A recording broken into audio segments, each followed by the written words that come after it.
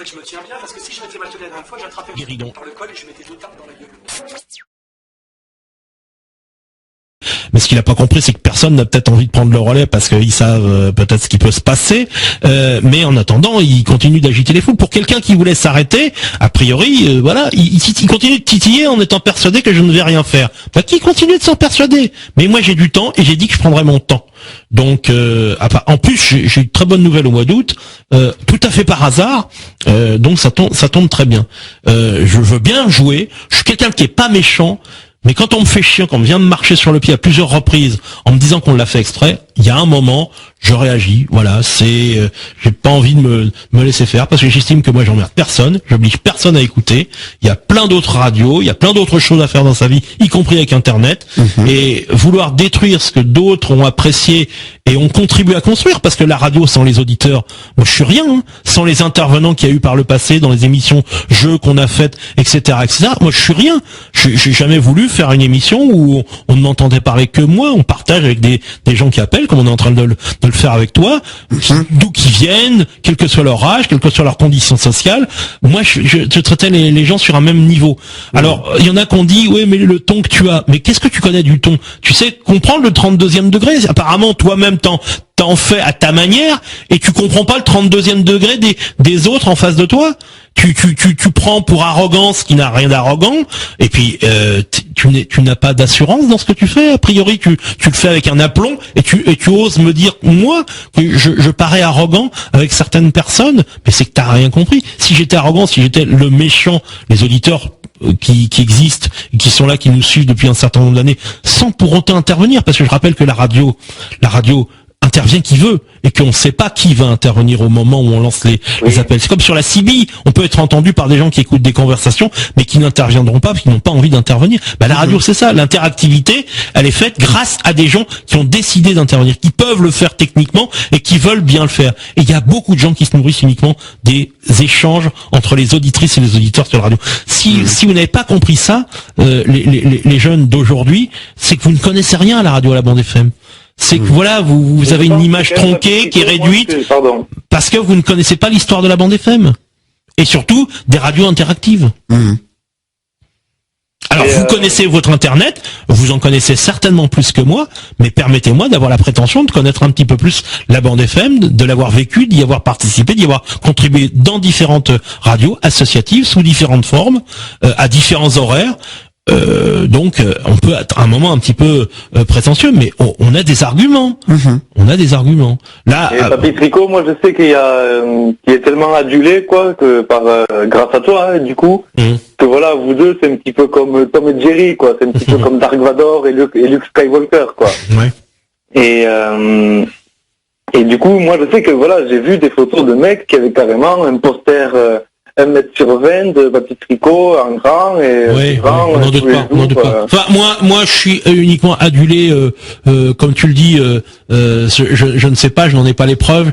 Il n'y a pas de posters de moi qui sont parus. Je sais qu'il y a des gens qui apprécient, mais voilà, il y a pas d'adulation. On dit adulation? Je sais plus.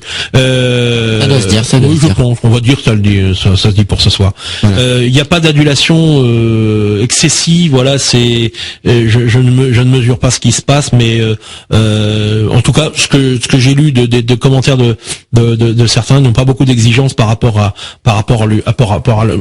l'humour. Je me demande même s'ils savent vraiment ce qu'est de l'humour. En fait, je crois que leur niveau d'exigence est vraiment très bas. Et c'est qualitativement, ils n'ont pas beaucoup d'exigences, quoi.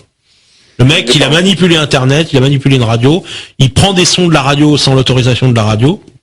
Déjà, ça, c'est condamnable. En plus, quand on extrait une émission de radio sortie de son contexte, on peut faire dire n'importe quoi à n'importe qui. On peut faire des montages tronqués aussi. Donc, il y a beaucoup de malhonnêteté dans l'affaire. Mais est-ce que par hasard, tu connaîtrais la Geribox? Non, je connais pas. Si, je la connais, oui, je la connais, pardon. J'étais pas en train de percuter. Ouais. Mais là aussi, Ardisson avait fait un truc dans ce genre-là, ça n'a rien d'original. Oui, c'est sûr. Hein. Ça n'a rien d'original. Et je vais dire, à la limite, je dirais que la genèse de la Geribox, c'est mon ami Logus qui l'avait créé, parce que sur la palette de jingles que nous avions chacun pour nos émissions, Logus avait un jingle avec Patel qu'on entendait dire quelque chose sur moi, je sais plus quoi, et enfin bon, il y avait déjà une esquisse de la Guéribox, donc il a rien inventé, Patrico. En plus, je suis pas sûr qu'il ait pris les meilleurs extraits, donc il a vraiment du temps à perdre. Oui.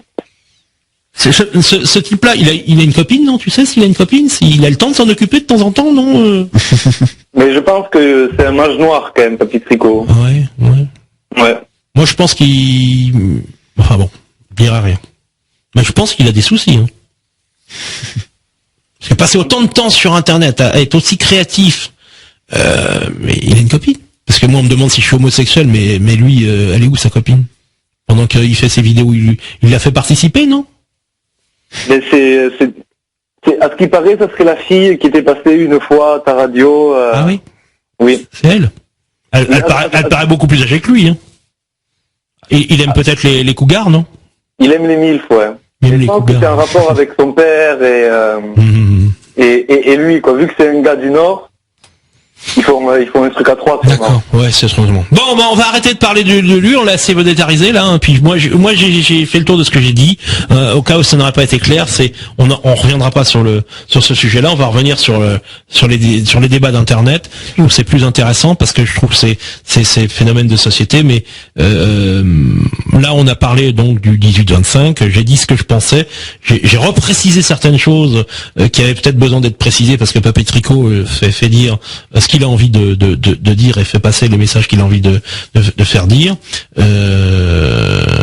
Donc voilà, je le sais assez malhonnête pour avoir de temps en temps besoin de dire les choses, mais parce que j'ai besoin aussi de le dire, de l'expliquer aux auditeurs qui découvriraient la radio et qui ne comprendraient pas ce qui se passe. Donc depuis un certain nombre de semaines, voire de mois maintenant, on a un individu qui a réveillé un certain nombre de comportements sur Internet qui ne se produisaient que pendant les périodes de vacances scolaires, étant donné que ces gens-là sont des scolaires, voilà, donc ils profitaient des périodes de vacances scolaires pour utiliser leur temps à venir embêter les émissions de nuit de la radio. Voilà. Et puis il y a un individu qui un jour a dit on va le faire en dehors des vacances scolaires et qui a rameuté du monde pour venir l'aider à faire les bêtises qui avant ne se passaient que pendant les vacances scolaires. Et donc ça fera un peu plus d'un an bientôt que voilà, Papy Tricot a mené des opérations commando en disant venez troller, venez emmerder IDFM, et puis quand c'est pas IDFM, on emmerde d'autres radios, on va faire des canulars sur Europe 1, sur Beurre FM et autres radios. Voilà.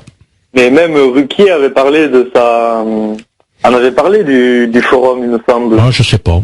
Que grâce à ce forum, quoi, quelqu'un était monté dans les sondages de je ne sais combien de pourcentage et avait explosé les votes même. Ah bon, c'est possible. Je sais pas. Enfin voilà, donc vous êtes au courant, vous avez peut-être compris ou pas compris, c'est pas grave.